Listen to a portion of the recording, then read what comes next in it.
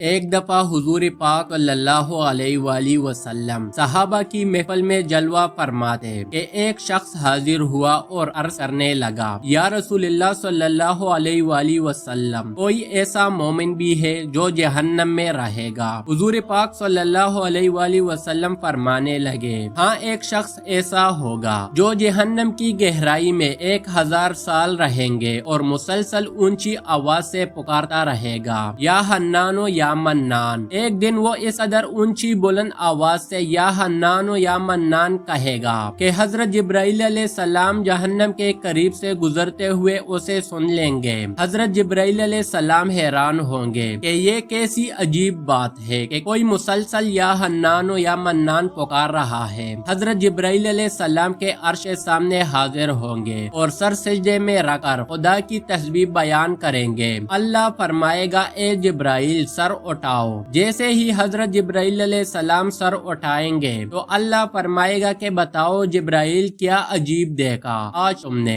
حضرت جبرائیل علیہ السلام عرض کریں گے، اے ہمارے رب، میں نے جہنم سے آتی ہوئی ایک آواز سنی ہے جو کہ گہری کڑے سے لگ رہی تھی، کوئی پکار رہا تھا یا حنان یا منان۔ اللہ فرمائے گا، اے جبرائیل جہنم کے درا مالک کے پاس جاؤ اور اسے کہو کہ جو بندہ یا حنان یا منان کی صدا لگا رہا ہے اسے جہنم سے نکال کر تمہارے حوالے کر دے اور پھر اسے میرے پاس لے آؤ۔ حضرت جبرائیل علیہ السلام جہنم کے دروازے پر تشریف لے جائیں گے، دروازے پر دستک دیں گے، حضرت مالک باہر آئیں گے، حضرت جبرائیل علیہ السلام انہیں اللہ پاک کا حکم سنائیں گے۔ حکم سن کر حضرت مالک علیہ السلام جہنم کے اندر جائیں گے۔ ہمارے پیارے آقا صلی اللہ علیہ وآلہ وسلم نے فرمایا، جیسے ماں اپنے بچوں کو پہچانتی ہے، حضرت مالک ایسے جہنم کو پہچانتی ہے۔ اس کے باوجود آپ یا حنان یا منان کہنے والے شخص کو تلاش نہیں کر پائیں گے، باہر تشریف لائیں گے۔ حضرت جبرائیل علیہ السلام سے عرض کریں گے، اے جبرائیل، جہنم نے گہرا سانس لیا ہے، اس لیے کون سی چیز پتھر ہے، کون سی چیز لوہا ہے، کون انسان ہے، اس کی پہچان نہیں ہو رہی۔ حضرت جبرائیل علیہ السلام پھر اللہ کی بارگاہ میں سجدہ کریں گے۔ اللہ پاک ارشاد فرمائے گا، اے جبرائیل سر اٹھاؤ، تم یا حنان یا منان کہنے والوں کو کیوں نہیں لائے؟ جبرائیل عرض کریں گے، مولا دروغ جہنم، حضرت مالک نے بھی معذرت کر لی ہے، کہتے ہیں جہنم نے سانس لی ہے، اس کی وجہ سے پتھر، لوہے اور انسان کے درمیان کوئی فرق نہیں بچا ہے،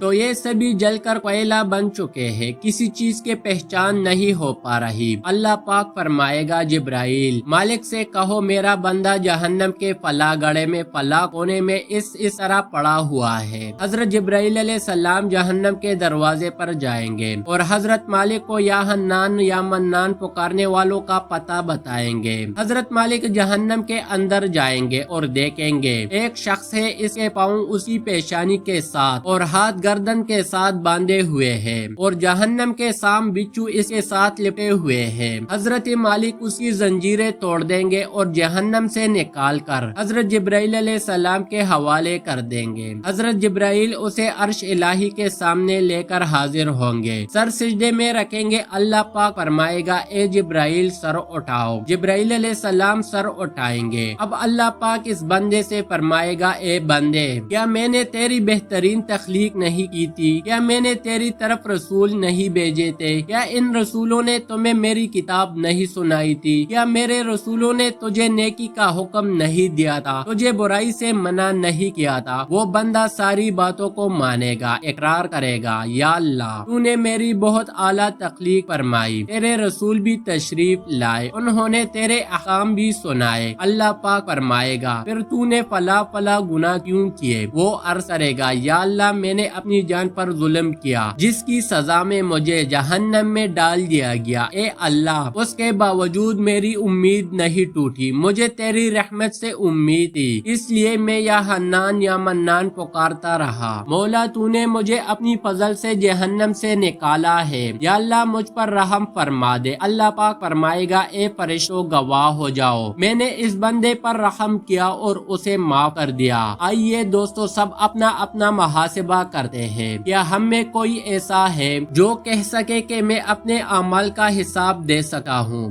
اپنے گریبانوں میں نظر ڈالے، کوئی ایسی خوبی یا نیکی جس پر ہمیں یقین ہو کہ ہمیں دوزخ میں نہیں ڈالا جائے گا، ہزاروں سال کی عبادتیں بھی رد ہوتی دیکھی گئی ہے، تو بس اللہ سے دعا کرتے ہیں کہ اے اللہ، ہم جانتے ہیں کہ اگر ہمارے اعمال کا سخت حساب لیا گیا تو یقیناً ہم نہیں بچ پائیں گے، ہم بے حد گنہگار ہیں، لیکن اے اللہ پاک، ہم تیری رحمت کا سوال کرتے ہیں، ہم سے حساب اپنے عدل و انصاف پر نہ لینا، بلکہ ہم پر اپنی رحمت اور عطا کا سایہ رکھنا۔ اے اللہ پاک، ہماری دعا کو قبول فرمائے، آمین ثم آمین۔